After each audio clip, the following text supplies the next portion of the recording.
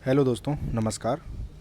ये वाला वीडियो बस इसके लिए है कि बहुत सारे स्टूडेंट्स को ये डाउट है कि जैसे अलॉटमेंट आएगा एफएमजी इंटर्नशिप के लिए तो ज्वाइन कब तक करना है। तो इसका सिंपल सा आंसर है, तो जो तुम्हारी रूल बुक आई थी कि rules for MP MC FMG clerkship और इंटर्नशिप काउंसलिंग, ठीक है, तो जो अर्ली सितंबर में आई थी, तो इसके अकॉर्डिंग एक सिंपल सा रूल ये था कि जैसे ही आपका अलॉटमेंट आता है, अभी क्या चॉइस फिलिंग चल रही है, और जो चॉइस फिलिंग है आपकी शेड्यूल के हिसाब से वो क्या है, अब टिल 29 ऑफ सितंबर, ठीक है, अब तक है। तो इसके बाद आपको ज्वाइन कब करना है, तो इसका जो रिज़ल्ट आने वाला है वो कब आ रहा है, 3 को आ रहा है, 3 अक्टूबर को, ठीक है। 3 अक्टूबर को रिजल्ट आने के बाद आपको इंस्टीट्यूट में रिपोर्ट कब तक करना है, शेड्यूल के हिसाब से 3 को जब इसका रिजल्ट आएगा और आपको रिपोर्ट करना है 21 ऑफ अक्टूबर, ठीक है, 21 ऑफ अक्टूबर को आपको रिपोर्ट करना है। Okay,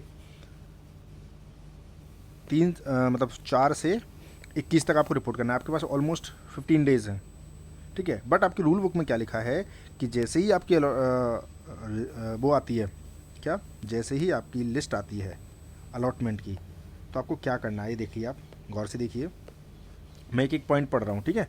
every candidate has to report the allotted college और institute as per schedule mention, मतलब आप 4 से 21 अक्टूबर तक रिपोर्ट कर सकते हैं।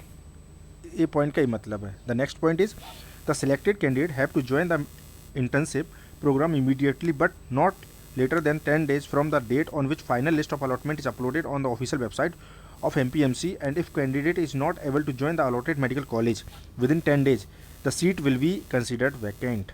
इस चीज़ को आप ध्यान रखें, the seat will be considered vacant अगर वो क्या करता है, not able to join institute within the 10 days। तो फिर ये तो ड्यूरेशन 15 दिन की हो गई है ना। तो इसका मतलब ये है कि जो आपका टाइम है रिपोर्ट करने का 21 तारीख तक, उसके बाद 10 दिन के अंदर आपको रिपोर्ट करना है। मतलब कि 21 तारीख तक आपको रिपोर्ट करना है कॉलेज तक, डॉक्यूमेंट वेरिफिकेशन है ना, और उसके बाद डॉक्यूमेंट वेरिफिकेशन हो गया, आपने रिपोर्ट कर दिया, उसके बाद आपको करना क्या है, 10 दिन के अंदर, विदिन 10 डेज, विदिन 10 डेज, मतलब 10 से क्या हो गया, 31 अक्टूबर तक, 31 अक्टूबर तक आपको कॉलेज में ज्वाइन कर लेना है। क्या ज्वाइन कर लेना भैया, इंटर्नशिप स्टार्ट हो जाएगी। मतलब आपकी एक तरह से आप मान सकते हैं 1 नवंबर से आपके पास आखिरी टाइम है 1 नवंबर तक सोचने का कि आपको ज्वाइन करना है या नहीं, ठीक है। 1 नवंबर तक आपको ज्वाइन करना है कि नहीं, ये आपके पास फाइनल टाइम है। ये थोड़ा सा रिवाइज हो सकता है, बट हाँ, आपको इस चीज़ का जरूर ध्यान रखना, जब आप डॉक्यूमेंट वेरिफिकेशन के लिए जाएंगे तो आपको एक खास बात ध्यान रखनी है कि जब भी आप डॉक्यूमेंट वेरिफिकेशन करवाएं, 4 तारीख के बाद आप कभी भी करवा सकते हैं 21 तक, ठीक है। तो 4 तारीख के बाद जब डॉक्यूमेंट वेरिफिकेशन करवाने जाएँ तो एक बार आपके पेरेंट इंस्टीट्यूट में, जो इंस्टीट्यूट आपको अलॉट हुआ है, वहाँ पे काउंसलिंग प्रोसेस के दौरान स्क्रूटनी के टाइम पे ही आपको कंफर्म कर लेना है कि उनकी एक्चुअल डेट क्या है ज्वाइनिंग की। मेरे हिसाब से जितना भी मेरे को एक्सपीरियंस है इस चीज़ के हिसाब से, मैंने जब तक ये सोचा है कि वो एक कॉमन डेट डिसाइड करेंगे। कैसी कॉमन डेट, कि आपसे बोलेंगे कि आप 25 तक ज्वाइन कर लीजिए या आप 31 तक आप ज्वाइन कर लीजिए। क्यों, क्योंकि जितने भी इंटर्न उनके पास आएंगे उनका वो फाइनल शेड्यूल बनाएंगे, बैचेस बनाएंगे और उनका रोस्टर बनाएंगे, ठीक है। उसके हिसाब से वो डिस्ट्रीब्यूट करेंगे अलग अलग डिपार्टमेंट में, अलग अलग ग्रुप्स में पोस्टेड करेंगे, ताकि उनके लिए कन्वीनियंट रहे और स्टूडेंट्स के लिए कन्वीनियंट रहे कि उनका जो रोटेशन हो, कि मतलब मेडिसिन में कितने दिन की इंटर्नशिप होनी है, या फिर सर्जरी में, ऑब्स-गायनी में, पीएसएम में कितने दिन की इंटर्नशिप होनी है, उसके अकॉर्डिंग वो सब के लिए कन्वीनियंट हो, ऐसे बैचेस बनेंगे। तो एक कॉमन ज्वाइनिंग ड्यूरेशन वो डिसाइड करेंगे, कॉमन ज्वाइनिंग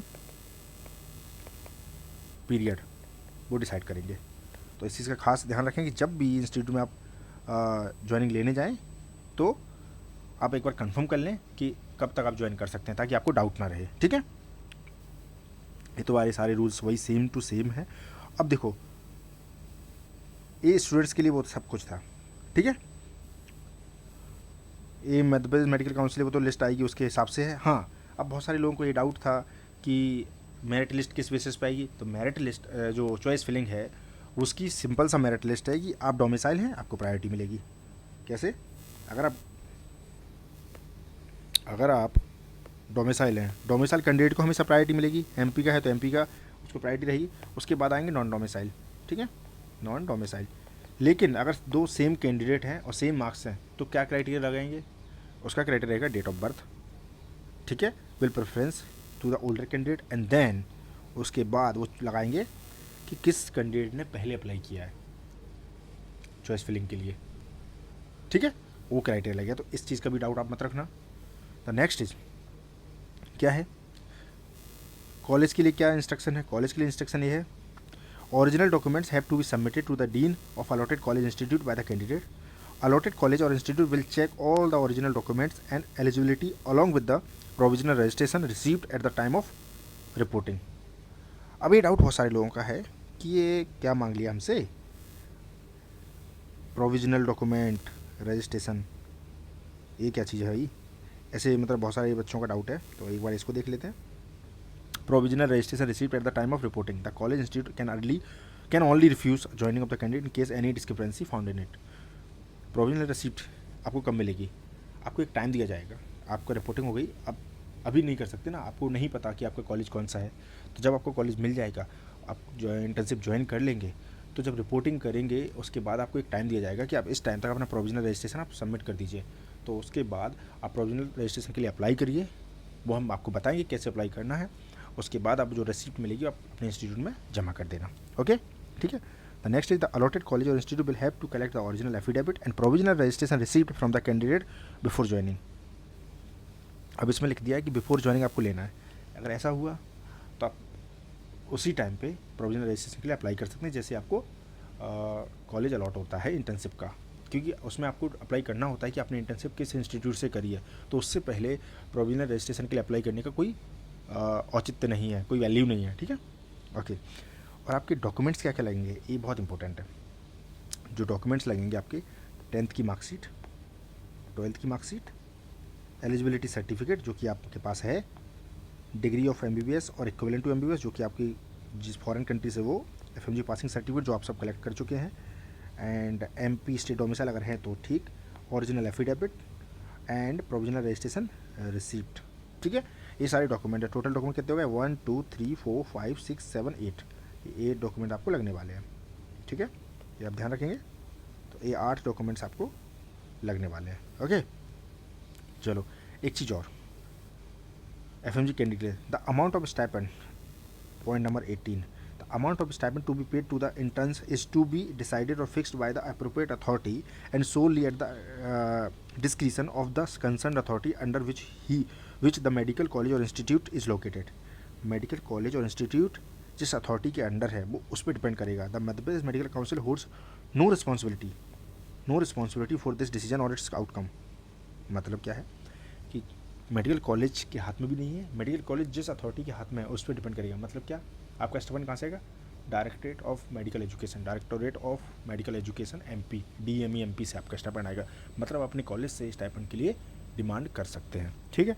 तो आपको कोई भी डाउट हो आप फिर से मैसेज करिए, कमेंट करिए और आप बिल्कुल पूछिए। और हाँ, एक चीज़ और, चॉइस फिलिंग के लिए आपके पास अभी भी समय है, तो मैं एक बार फिर से प्रेफरेंस आपको देना चाहता हूँ कि आप choice filling please government institute को प्रायोरिटी दीजिए ओवर प्राइवेट इंस्टीट्यूट, ठीक है, इंस्टीट्यूट, ठीक है। वो अभी मैं नेक्स्ट वीडियो में बताने वाला हूँ, ठीक है। इस चीज़ का आप बिल्कुल ध्यान रखें। Thank you so much, and जो भी आपको डाउट है आप बिल्कुल पूछिए, और प्लीज़ अपने दोस्तों को इस वीडियो अगर हेल्पफुल लगता है तो शेयर करिए, और प्लीज़ सब्सक्राइब कर दीजिए। Thank you so much.